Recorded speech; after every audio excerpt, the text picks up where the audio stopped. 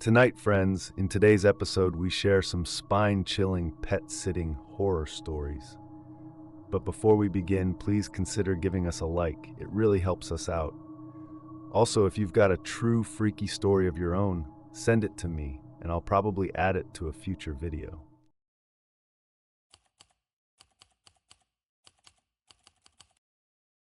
The family's husky had always been more than just a pet to me. Every time they went out of town, I would step in as his caretaker, a role I loved and had grown deeply familiar with. He was a bundle of energy, his striking blue eyes and mischievous grin never failing to brighten my day. Over time, the routine became second nature, feeding him, playing fetch, and taking him for daily walks around the neighborhood. There was something deeply comforting about his presence. While the family entrusted me with their beloved dog, I often felt like he was the one looking after me. His boundless energy and affectionate nature kept me grounded, and the walks through the peaceful, tree-lined streets gave me a welcome escape from my everyday worries. That sunny afternoon started like any other. I clipped his leash onto his collar, gave his fur a quick ruffle, and we headed out the door. The streets were unusually quiet, the warmth of the sun casting a golden hue over the neighborhood. The husky trotted happily beside me, his tail wagging in anticipation of our walk. But something about his energy felt different that day, more restless, more insistent. He tugged at the leash harder than usual, his nose constantly to the ground as if chasing an invisible scent. I chalked it up to his natural curiosity and let him lead the way, unaware of what was to come. We were nearing the park when it happened. The husky pulled sharply on the leash, his focus locked on something in the distance. "Easy, boy," I said, tugging back lightly. But before I could react, he twisted his head just right and slipped out of his collar. "Wait! Max!" I shouted, but he was already bolting down the street, a blur of white fur against the pavement. My heart leapt into my throat as I took off after him, adrenaline surging through me. The streets felt eerily empty as I chased him, his speed far outpacing mine. "Max!" I called again, my voice echoing through the stillness. He turned a corner, disappearing from sight. My pulse quickened as I realized I didn't recognize this part of the neighborhood. The trees grew thicker, and the houses were more spaced apart. I rounded the same corner, my breath coming in gasps, but there was no sign of him. Instead, the street was silent, the air heavy with an unsettling stillness. "Max!" I yelled again, my voice shaky now, the echo of his name seeming to linger in the empty street. Then, before I could call out again, I felt a shadow cross my path, a presence I hadn't noticed before. A man stepped out from behind a nearby building, his movements deliberate, his expression unreadable. His eyes locked on mine, and in that moment, I knew something was terribly wrong. Before I could react, the man closed the distance between us. He was tall and broad-shouldered, his face partially obscured by a tattered baseball cap. His clothes were dirty, and his movements were deliberate, radiating an air of menace that made my stomach drop. "Hey, where you headed?" he asked casually, though his tone carried no friendliness. Before I could answer or think of how to respond, he grabbed my arm, his grip tight and unyielding. "Come with me," he muttered, his voice low and commanding. Panic surged through me as he began pulling me toward a nearby alley. I struggled, yanking my arm and trying to dig my heels into the pavement, but he was far stronger. "Let me go!" I shouted, my voice trembling with fear. My mind raced, searching for an escape, but the street was deserted, and no help was in sight. His grip tightened as he dragged me farther toward the shadows. "Don't make a scene," he growled, his tone colder now. My heart pounded as I twisted and squirmed, but it was no use. He wasn't letting go. Tears pricked my eyes as desperation set in. There was no one around, no way out, no escape. And then I heard it, the low, guttural growl that froze us both in place. From the mouth of the alley, the husky emerged, his fur bristling, his teeth bared in a snarl that I had never seen before. His piercing blue eyes locked on the man, and his growl deepened, reverberating through the narrow space. For a moment, the man hesitated, his grip on my arm loosening as he turned toward the sound. A wave of relief crashing over me as the dog charged forward without hesitation. The husky lunged at the man, snapping and barking with unrelenting ferocity. His teeth clamped onto the man's arm, forcing him to release me and stumble back in pain. "Get off me!" the man shouted, but Max didn't relent. He snapped again, his growls echoing louder as he drove the attacker farther back. The man stumbled to the ground, clutching his arm as Max advanced, his barks sharp and unyielding. All right, the man yelled, scrambling to his feet. Without looking back, he turned and fled down the alley, disappearing into the shadows. Max stood his ground, his body tense, his eyes fixed on the direction the man had gone. Only when he was certain the attacker wasn't coming back did he turn to me, his tail wagging slightly as if to say, "You're safe now." My legs gave out beneath me as I sank to the ground, trembling with adrenaline and relief. "Max," I whispered, pulling him into a tight embrace. His fur was warm and familiar, a comfort in the aftermath of what had just happened. He wagged his tail, licking my face with the same playful affection he always showed, as if unaware of the heroics he had just performed. For a moment I simply held him, letting the tears fall as the gravity of the situation sank in. He had saved me. His loyalty and protective instincts had driven away a danger I couldn't have escaped on my own. After a few moments, I stood on shaky legs and clipped his leash back onto his collar, tightening it carefully this time. "Let's go home," I said softly, my voice still trembling. He trotted beside me, his usual energy tempered, but his protective presence unmistakable. When we reached the house, I locked the door behind us and collapsed onto the couch, pulling Max close once again. The terror of the alley lingered, but so did the overwhelming gratitude for the dog who had come to my rescue.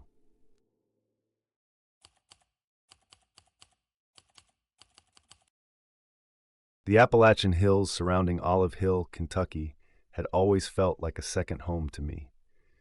My friend's secluded cabin, tucked deep in the misty forest, was the perfect escape from the rush of daily life. I'd spent many peaceful weekends there in the past, but this time was different. They had asked me to watch their 2 boxers for a weekend while they were out of town, and I was happy to help.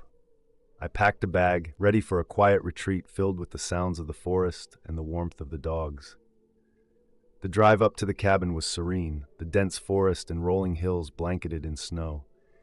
It was the kind of isolation I usually found comforting.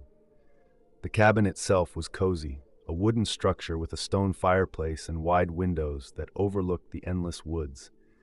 The dogs greeted me enthusiastically, their tails wagging, and the first night passed uneventfully. But by the second day, I began noticing strange behavior from the boxers. They refused to go near the woods, even when I tried to coax them with their leashes. Instead, they stayed close to the house, their ears perked and their eyes fixed on the tree line. At one point, while letting them out onto the back porch, they suddenly stopped and stared into the forest, growling low and deep. My gaze followed theirs, but I saw nothing. Just the skeletal trees shrouded in mist. Later that evening, I spotted something even more unsettling, bare footprints in the snow. They weren't from shoes or boots. They were human, but distorted, the toes elongated and misshapen. The tracks led from the woods to the cabin, but didn't continue away. I tried to reason it out, maybe a trick of the melting snow. Still, the unease settled deep in my chest, impossible to shake. That night, the atmosphere grew heavier. The forest, usually alive with the sounds of crickets and rustling leaves, had fallen eerily silent. The boxers huddled near me in the living room, their usual energy replaced by nervous pacing and soft whimpers. I tried to distract myself with a book, but the tension was palpable, making every sound seem amplified in the quiet cabin. Around midnight, the silence broke. At first, it sounded like someone speaking in the distance, a faint, high-pitched voice coming from the ridge behind the cabin. I froze, straining to listen. The words were garbled, almost like they were being spoken underwater, but then I heard it clearly. One of the dogs' names. Max. The voice dragged the name out unnaturally, its tone playful yet deeply wrong. Both dogs sprang to their feet, barking furiously in the direction of the ridge. My heart pounded as the voice came again, this time louder, repeating both dogs' names with a distorted mimicry that sent chills down my spine.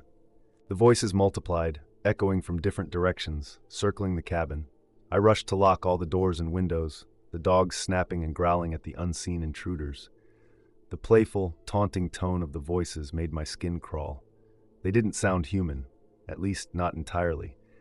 Every instinct screamed at me to leave, but fear rooted me in place. What was out there? And how did it know the dogs' names? The voices grew louder, closer, and I knew I couldn't stay any longer. Grabbing the leashes, I secured the dogs and threw open the front door, plunging into the frigid night. The cold night air hit me like a wall as I pulled the dogs through the open door and toward my car. Their barking echoed through the otherwise silent forest, but even that couldn't drown out the voices. They had grown louder, more persistent, now coming from all directions. The unnatural mimicry of the dogs, that names twisted into something even more sinister, a guttural tone that sounded like mockery. My hands shook as I fumbled with the keys, finally unlocking the car. The boxers jumped into the back seat, still growling and barking toward the cabin. I slid into the driver's seat, locking the doors behind me, and started the engine. The headlights cut through the mist, illuminating the snow-covered driveway and the edge of the woods. My foot hit the gas, and the car lurched forward, the tires crunching over the snow. As I drove down the narrow forest road, a loud banging erupted from the cabin. I glanced in the rearview mirror, and for a split second, I saw the back door shaking violently as if something or someone was trying to break through. My heart raced as I pressed harder on the gas, the cabin disappearing behind me. The road felt endless, the trees closing in on either side.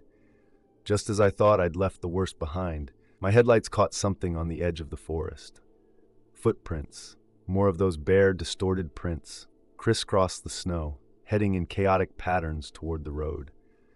My breath caught as I noticed some of them were larger, more grotesque, like they belonged to something far bigger than a person. I didn't slow down. My only thought was to get as far away as possible. By the time I reached the main road, my hands were shaking so badly I could barely grip the steering wheel. I pulled over just long enough to call the local authorities, hoping they'd take my story seriously. I described the voices, the footprints, and the strange events at the cabin. The dispatcher's tone was polite but skeptical. "We'll send someone to check it out," she said, but her words lacked conviction. The next day, after a restless night at a motel with the dogs by my side, I returned to the cabin to retrieve my belongings. I had convinced myself that the daylight would make everything seem less terrifying. But as soon as I pulled into the driveway, I knew I was wrong. The back door hung slightly ajar, its frame splintered. The snow around the cabin was littered with footprints, more numerous and grotesque than the ones I had seen before. They circled the house chaotically, some leading to the woods, others seeming to end abruptly, as if their owner had vanished mid-step. The porch bore long, claw-like scratches, deep and jagged, as though something had tried to tear its way inside. The air was heavy, colder than it should have been despite the sun. I didn't stay long, just enough to grab my bag and get out of there. When I returned the dogs to my friend, I tried to explain what had happened. I told him about the voices, the footprints, and the figures in the woods. His response surprised me. He didn't seem shocked or even particularly concerned. "We've heard weird stuff out there before," he said casually, brushing it off like it was nothing. "It's just the woods." His nonchalance left me shaken. Was this something he'd known about all along? If so, why hadn't he warned me? I pressed them for answers, but he simply laughed it off, insisting it was probably just animals or my imagination. To this day, I don't know what I encountered in those woods. I haven't been back to Olive Hill, and I doubt I ever will.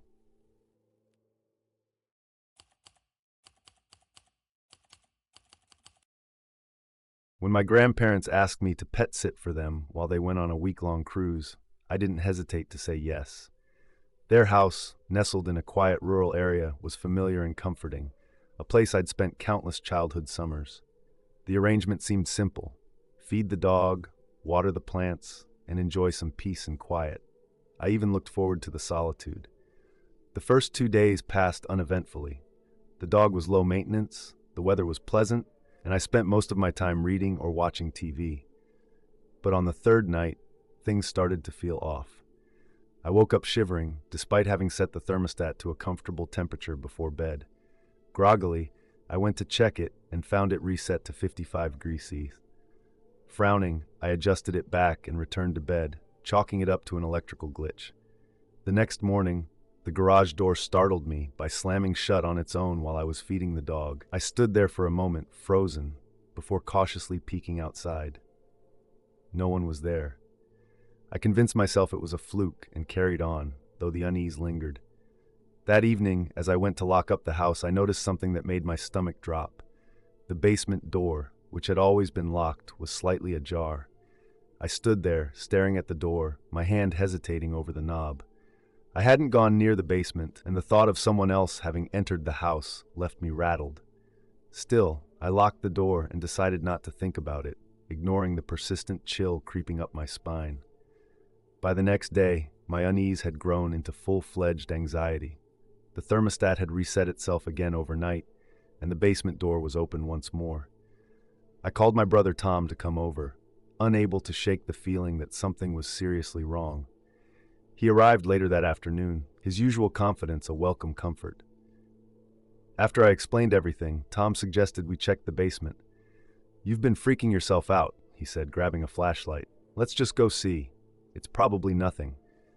We descended the creaky wooden stairs together, the air growing noticeably colder with each step.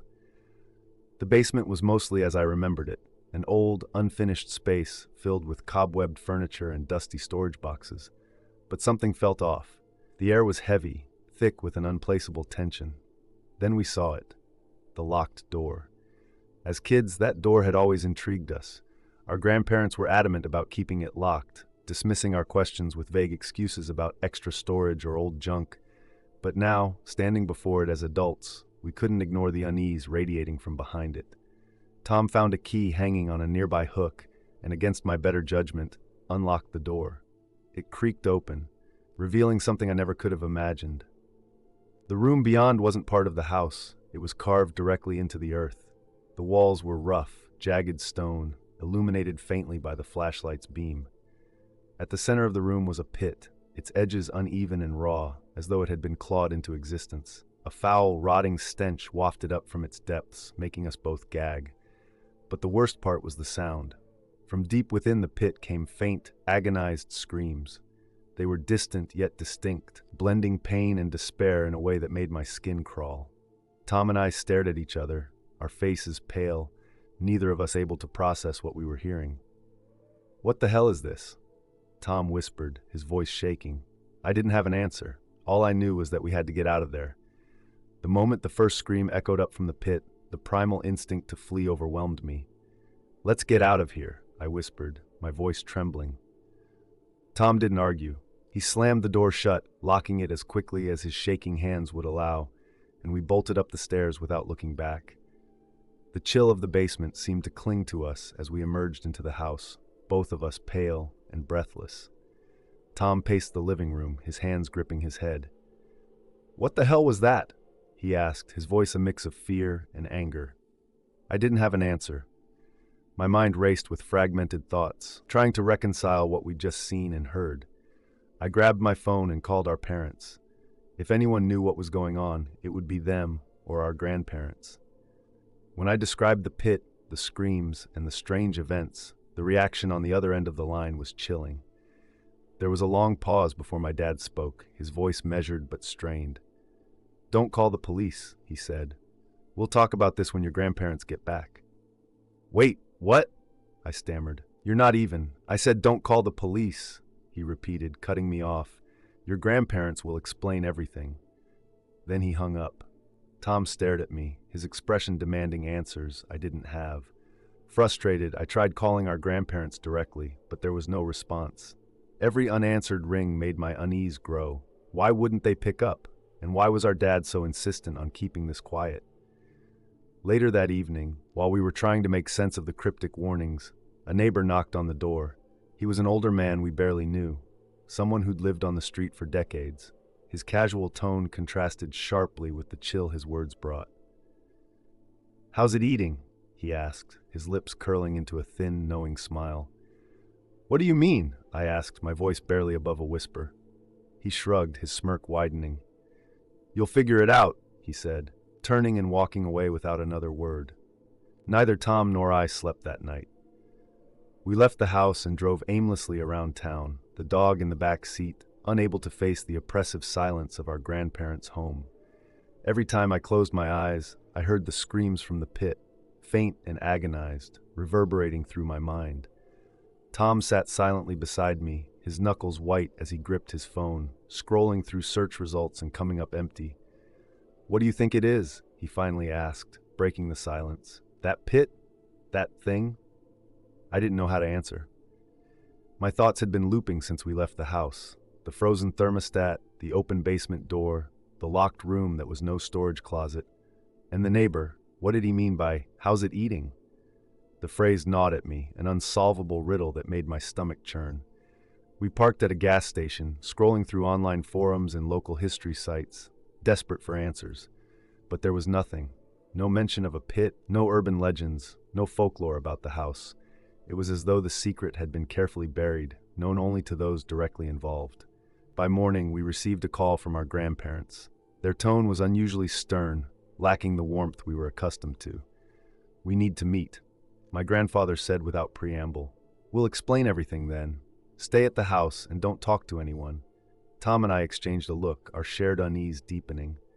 "No way," Tom said after the call ended. "We're not going back there." I wasn't so sure. The pit, the screams, the cryptic neighbor, they all pointed to something far bigger than us. But what was it? And why were our grandparents and parents so insistent on secrecy? To this day, I don't have answers. My grandparents never fully explained, brushing off the event as a misunderstanding when we eventually confronted them.